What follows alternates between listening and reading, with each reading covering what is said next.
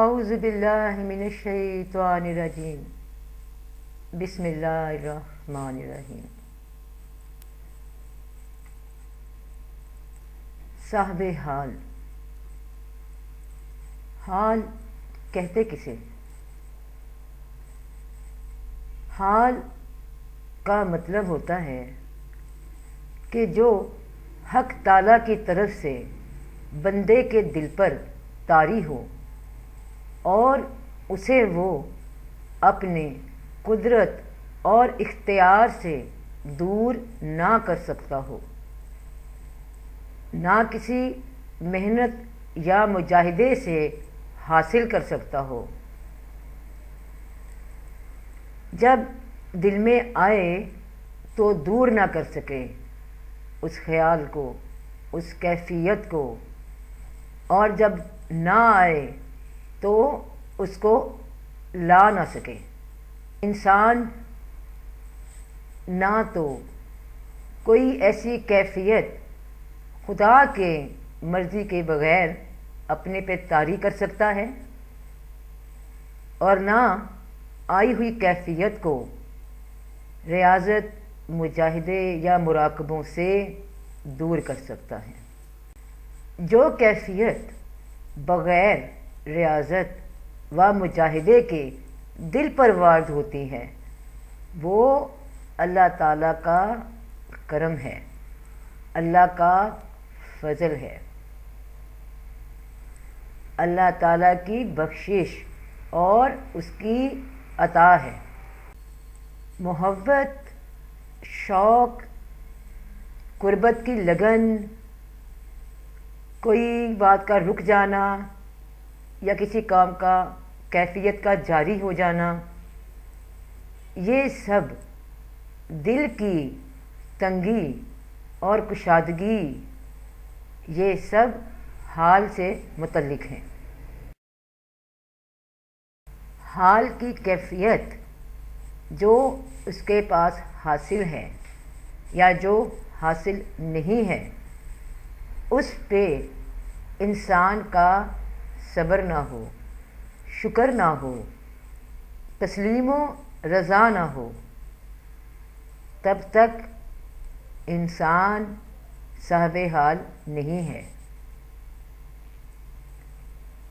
اللہ تعالیٰ جس حال میں رکھے اس حال میں شکر گزاری کرنا، اس حال میں صبر کرنا، اس حال میں اللہ کا ذکر کرنا صاحب حال ہونے کی نشانی ہے۔ اللہ پاک کے فضل سے جو کیفیت انسان پہ باقی اور مسلسل برقرار رہتی ہو اس کو صفت کہتے ہیں، یعنی انسان کے اندر اس کی خاصیت، اس کی پہچان ہو جانا۔ جب ہم کہتے ہیں کہ ہم خود کو کیسے پہچانیں، تو پہچان اس صفت کا نام ہے جو جس کے تحت انسان عمل کرتا ہے، جس کے تحت انسان کی زندگی کا رخ نظر آتا ہے۔ اللہ پاک کی قربت حاصل کرنے کے لیے جو سب سے پہلا مقام ہے وہ مقام حال ہی ہے۔ جب انسان اللہ تعالیٰ کے کیے ہوئے فیصلوں کو مانتا ہے، تسلیم و رضا کے مقام پہ آ جاتا ہے، جس حال میں اللہ رکھتا ہے اس حال میں رہ کر خوش رہتا ہے، تو پھر وہ صاحب حال ہو جاتا ہے، اور پھر اس سے آگے کے مقامات کی طرف سفر شروع کرتا ہے۔ وہ سفر بھی اللہ کی رضا اللہ کے فضل سے ہی طے کر پاتا ہے۔ پھر محبت اور شوق کی سمت، اس سے اوپر کوئی مقام نہیں۔ تمام مجاہدے، تمام مراقبے اس پہ ختم ہو جاتے ہیں۔ اس کی ابتدا اور اس کی انتہا، اس محبت اور شوق کی ابتدا اور انتہا، سب رضا الہی کی انتہا، حق کے ساتھ حق بات۔ تو جس نے اپنی تسلیم و رضا کی ابتدا کر دی، وہ اللہ کے راستے کی طرف چلنا شروع ہو گیا۔ جب شکر، صبر انسان کے ساتھ ہو تو اللہ پاک پھر اس منزل سے آگے انسان کو سفر شروع کروا دیتا ہے۔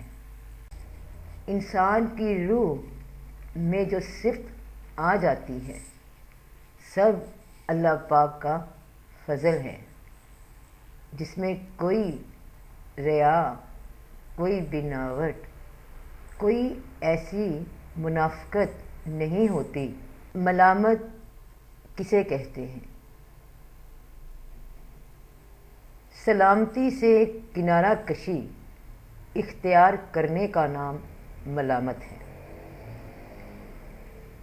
جب بھی کوئی انسان سلامتی کے طرف کا دعویٰ کرتا ہے، بلاؤں میں، مصیبتوں میں خود کو مبتلا کرتا ہے، عیش و عشرت اور راحت اور خوش ذائقہ چیزوں کو چھوڑتا ہے، تو اس سے غرض ہوتی ہے کہ جلالت کا ظہور ہو، اس کی امید بر آئے، لوگ اس کی عادت سے بیزار ہو کر اس سے دور ہو جائیں، اس انسان کی اپنی طبیعت لوگوں کی محبت سے خالی ہو جائے، اور اس حال میں جس قدر وہ خود کو گھلائے گا، اتنا ہی وہ حق سے